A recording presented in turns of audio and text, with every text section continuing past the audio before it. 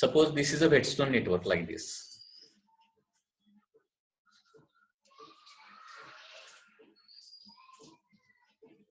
R1, R2, R3 and R4. Okay, what is the equation of balancing condition? Tell me. Equation of balancing condition काय येणार?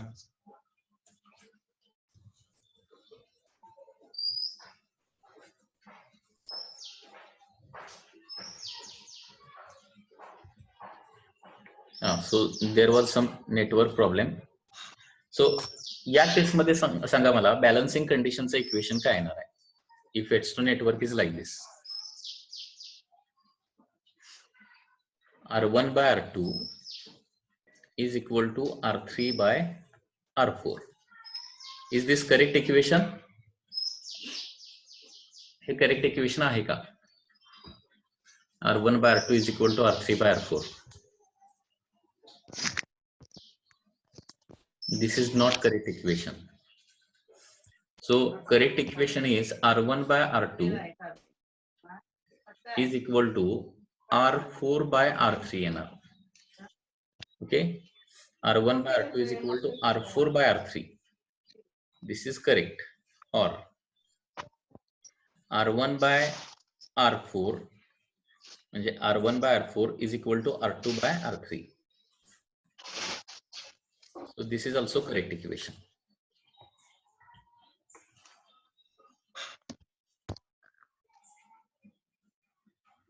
Okay, so to get the balancing condition of network, okay, we have to take the ratio of the adjacent sides. R1 by R2 is equal to R4 by R3 या फिर R1 by R4 is equal to R2 by R3. R1 by R2 is equal to R4 by R3 or R1 by R4 is equal to R2 by R3. So this is the equation of balancing condition. आणि एखादं Whetstone network balance करण्यासाठी काय करावं लागतं आपल्याला? कुठलाही एक resistance जर चेंज केला तर काय होतं? That circuit become balanced. Okay, त्याचं एक्झाम्पल देखील आपण लास्ट टाइम बघितलेलं आहे. आणखी एक एक्झाम्पल बघूया for the balancing of Whetstone network. Suppose there are 4 resistors. These are 3, 4, 5 and 6. 3, 4, 5, 6. ठीक आहे. आता for example this is P, this is Q, this is R and this is S. तर मला सांगा आता हे बॅलन्स्ड आहे का? नेटवर्क बॅलन्स्ड आहे का? Whether this network is balanced or not.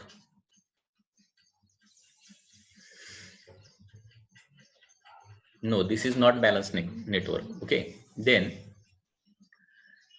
suppose I want to change P to balance the network. Okay, म्हणजे P ला काय करावं लागेल? सिरीज मध्ये जोडावं लागेल का पॅरल मध्ये जोडावं लागेल बॅलन्स करण्यासाठी? हे बघा रेशो जर बघितला तर 3 पेक्षा म्हणजे P फक्त चेंज करायचं ना आपल्याला. हे बघा P by Q is equal to S by R येणार. आता S by R चा बघितलं तर R लहान आहे आणि S का आहे? मोठा आहे. R लहान आणि S मोठा, मग Q लहान पाहिजे आणि P जो आहे तो मोठा पाहिजे. बरोबर आहे ना? हे साइड बाय साइड बघा, R लहान S मोठा, तर Q लहान आणि P मोठा पाहिजे म्हणजे P ची व्हॅल्यू जी आहे ती 4 पेक्षा जास्त पाहिजे. P मोठा पाहिजे म्हणजे 4 पेक्षा जास्त पाहिजे. 4 पेक्षा जास्त पाहिजे म्हणजे आपल्याला काय करावं लागेल? इथं सिरीज मध्ये रेझिस्टन्स जोडावं लागेल. ओके, सिरीज मध्ये रेझिस्टन्स जोडल्यानंतर सपोज इथला RES होत असेल. आता RES किती पाहिजे ते काढूया अगोदर. इथला RES रेझिस्टन्स P च्या ठिकाणी RES पाहिजे. तर इक्विलिब्रियम कंडिशन मध्ये RES by 4 is equal to काय येणार आहे? RES by 4 is equal to 6 by 5 येणार. So RES should be 6 by 5 into काय येणार आहे? 4 येणार आहे. सो 24 डिवायडेड बाय 5 येणार. सो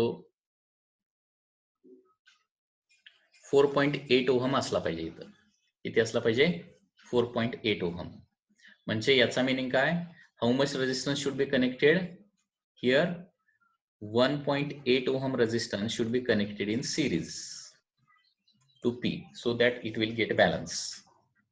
Okay, आता सपोज आपल्याला क्यू चेंज करायचा आहे, क्यू, तर काय करावं लागेल? आता बघा पुन्हा एकदा, यस आणि आरचा विचार केला तर यस मोठा आहे आणि आर छोटा आहे. तसं वर बघितलं तर पी आणि क्यू मध्ये कोण पाहिजे? पी मोठा पाहिजे आणि क्यू छोटा पाहिजे. आता क्यू ला चेंज करायचं ना. पी जर 3 असेल तर क्यू काय पाहिजे? 3 पेक्षा कमी पाहिजे. 3 पेक्षा कमी पाहिजे. 3 पेक्षा कमी म्हणजे ऑलरेडी क्यू किती आहे? 4 आहे. 4 चा 3 पेक्षा कमी व्हायला पाहिजे. So there should be parallel resistance. आता 4 ला पॅरलल रेझिस्टन्स जोडावा लागणार.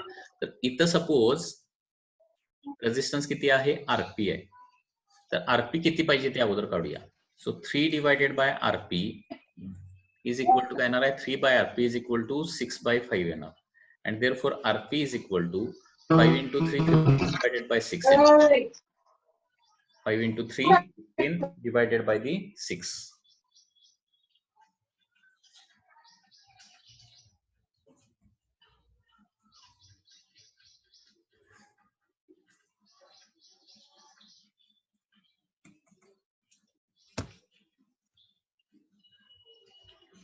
divided by 6. So this should be RP. म्हणजे इथं किती असला पाहिजे? 15/6 असला पाहिजे. मग सध्या किती आहे? 4 आहे. त्याला पॅरल मध्ये सपोज x जोडला. 4 ला पॅरल मध्ये x जोडला तर किती व्हायला पाहिजे? 15/6 व्हायला पाहिजे. म्हणजेच 1/q प्लस 1/x हे किती व्हायला पाहिजे? 6/15 व्हायला पाहिजे. Okay. So 1/q means 1/4 plus 1/x is equal to 6/15, and therefore 1/x is equal to 6/15 minus 1/4.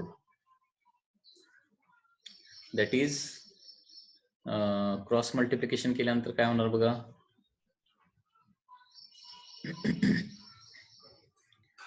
24 minus 15 divided by 60. बरोबर आहे ना?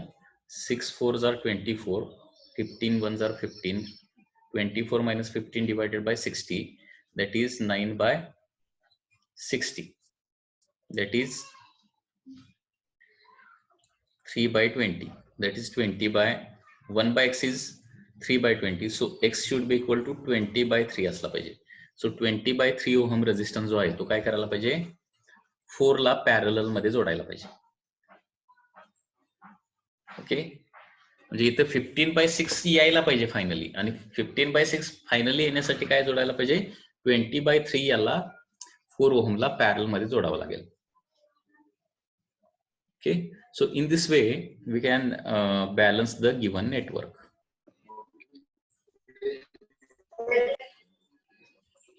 लक्षात घ्या काय करायचं आहे, नेटवर्क बॅलन्स करायचं असेल तर त्या साईडला रेझिस्टन्स वाढवावा लागतो का कमी करावा लागतो हे अगोदर डिसाईड करायचं.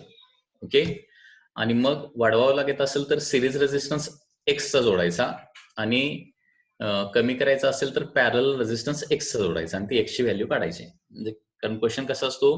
कितीचा सिरीज किंवा पॅरल रेझिस्टन्स जोडावा लागेल so that network become balanced. अशा प्रकारे क्वेश्चन असणार आहे. Okay.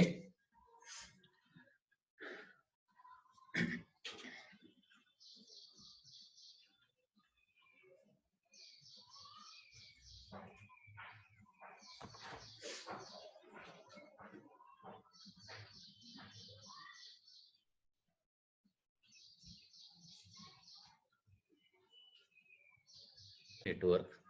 Okay, some more information related to Headstone network. Effective resistance of Headstone network काय येणार? Balanced Headstone network or equivalent resistance of balanced Headstone network काय येणार सांगा? Equivalent resistance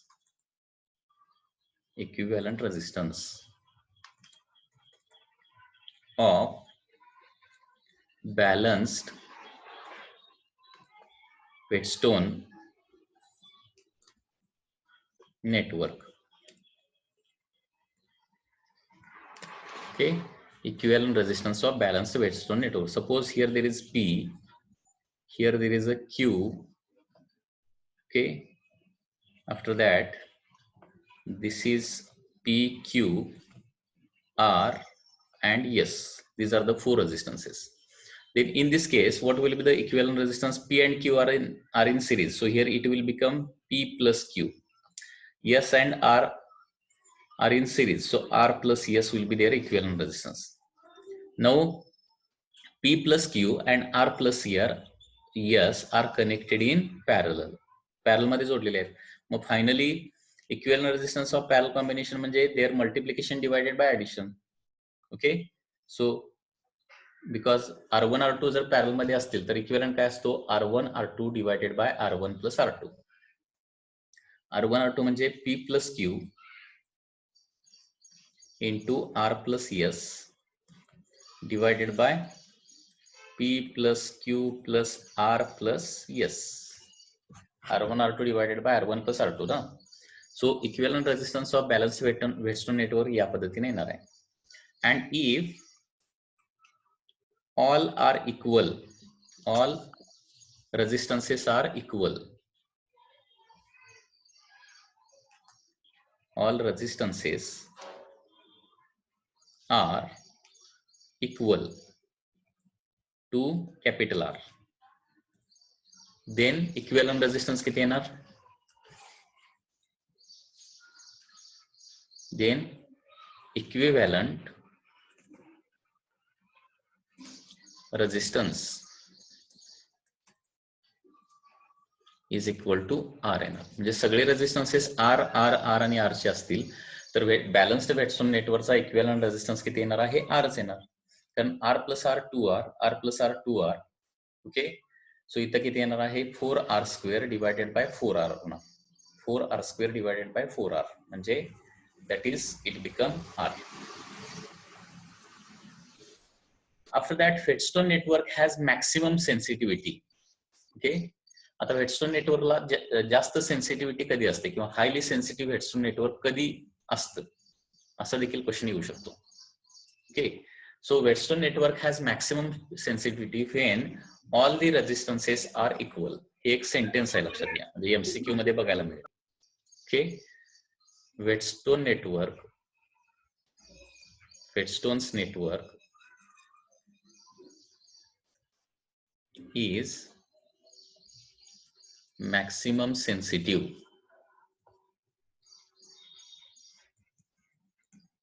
when all resistors are equal. सगळे रेजिस्टन्सेस ज्यावेळी equal असतात त्यावेळी ते मॅक्सिमम सेन्सिटिव्ह असतं. त्याचबरोबर तुम्हाला याच्यामध्ये कॉन्ज्युगेट आर्म आणि रेशो आर्म देखील सांगितलेलं आहे. कॉन्ज्युगेट आर्म म्हणजे काय असतं, फॉर एक्झाम्पल हे ABCD असेल, ABCD. मला सांगा याच्यामध्ये कॉन्ज्युगेट आर्म कुठले आले सांगा, कॉन्ज्युगेट आर्म.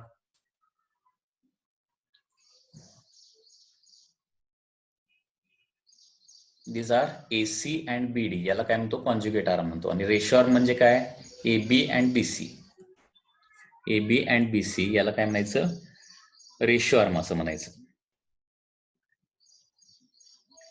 आणि AD आणि BC ला कॉन्ज्युगेट आर्म असं, AC आणि BD ला कॉन्ज्युगेट आर्म असं का म्हटलं जातं, कारण मी तुम्हाला सांगितलंय सुरुवातीला AC मध्ये बॅटरी आणि BD मध्ये गॅल्व्हॅनोमीटर असेल आणि ते आता इंटरचेंज केलं. म्हणजे AC मध्ये काय केलं, गॅल्व्हॅनोमीटर जोडला आणि BD मध्ये बॅटरी जोडली. म्हणजे AC आणि BD मधले बॅटरी आणि गॅल्व्हॅनोमीटर इंटरचेंज केले. ओके, काढून परत जोडले आणि इंटरचेंज करून जोडले तर काय होतं, याच्या वर्किंग मध्ये कुठलाही फरक पडत नाही, याचं रीडिंग अजिबात चेंज होत नाही. आणि म्हणून AC आणि BD ला काय म्हटलं तर कॉन्ज्युगेट आर्म असं म्हटलं जातं. त्याच्यामुळे हे एक सेंटेन्स लक्षात ठेवा, बॅटरीच्या ठिकाणी गॅल्व्हॅनोमीटर जोडला आणि गॅल्व्हॅनोमीटरच्या ठिकाणी बॅटरी जोडली तर व्हेटस्टोन नेटवर्कच्या वर्किंग मध्ये चेंज होईल का किंवा त्याचं रीडिंग डिफरंट येईल का, तर त्याचा आन्सर येणार आहे त्याचं रीडिंग कुठलंही चेंज होत नाही, वर्किंग अजिबात चेंज होत नाही. ओके, त्याचबरोबर व्हेटस्टोन नेटवर्क मध्ये एकूण किती क्लोज्ड लूप आहेत असा क्वेश्चन जर आला, how many total closed loop, म्हणजे ते कम्प्लीट बॅटरी सहित डायग्राम घ्यायचे आहे, बॅटरी सहित डायग्राम घ्यायचे आहे. So how many closed loops are there.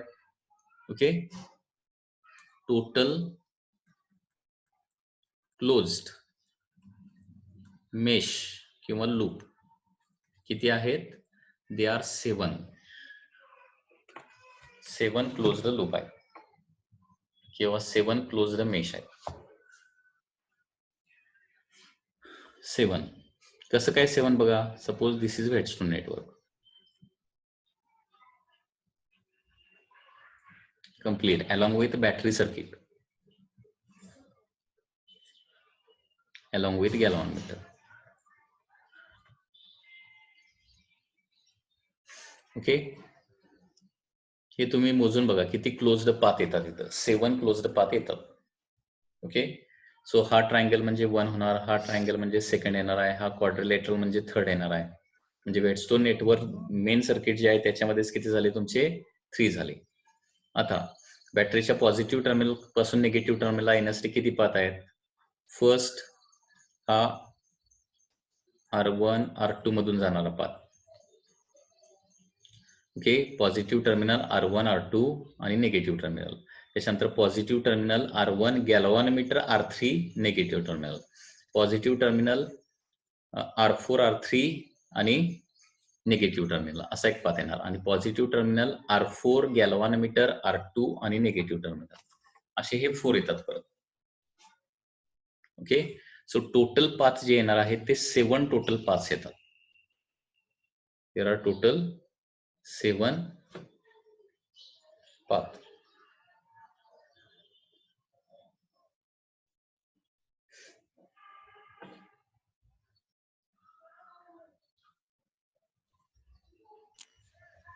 There are total 7 closed mesh in Whetstone network.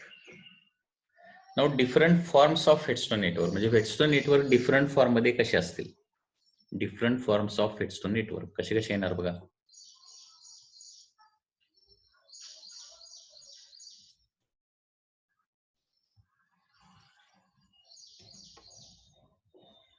Different diagrams of Whetstone's network. Number 1 तर तुम्हाला माहितीच आहे, जे युजुअल डायग्राम आहे. So this is number 1. Total 5 रेजिस्टन्सेस आहेत गॅल्व्हॅनोमीटरचा कन्सिडर करून.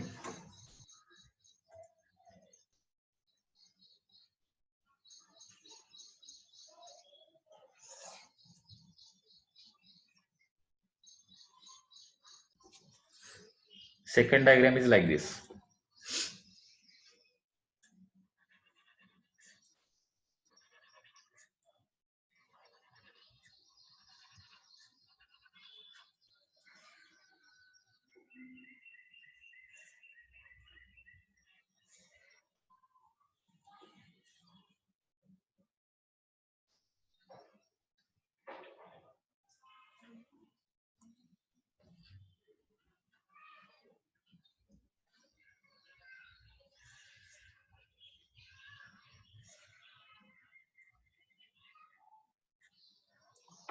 So this is the second diagram of the Whetstone network. कारण हे सिम्प्लिफाय केलं तर फर्स्ट डायग्राम प्रमाणेच येणार आहे Whetstone network. Okay, this is R1, R2, R3, R4 and middle is galvanometer suppose.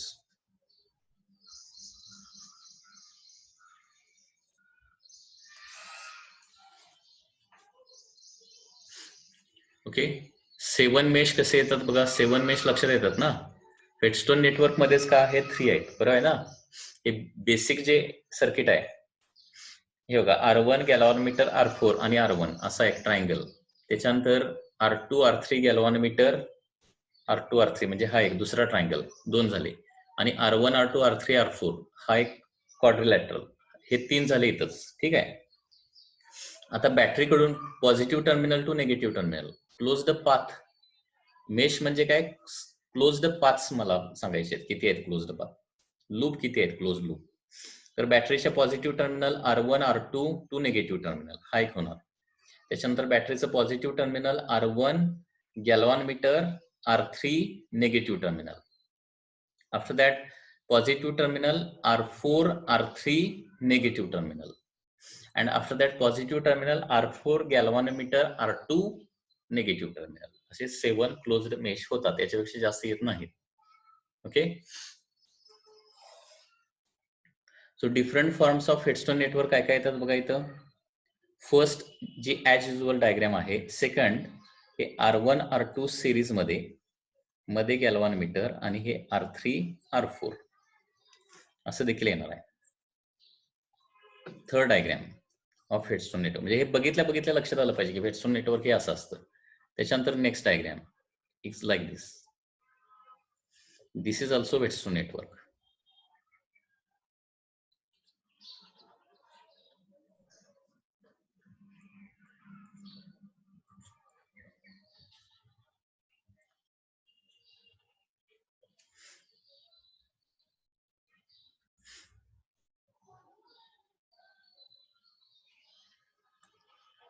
R1, R2, R3, R4, and middle is galvanometer. So this is also a Wheatstone network.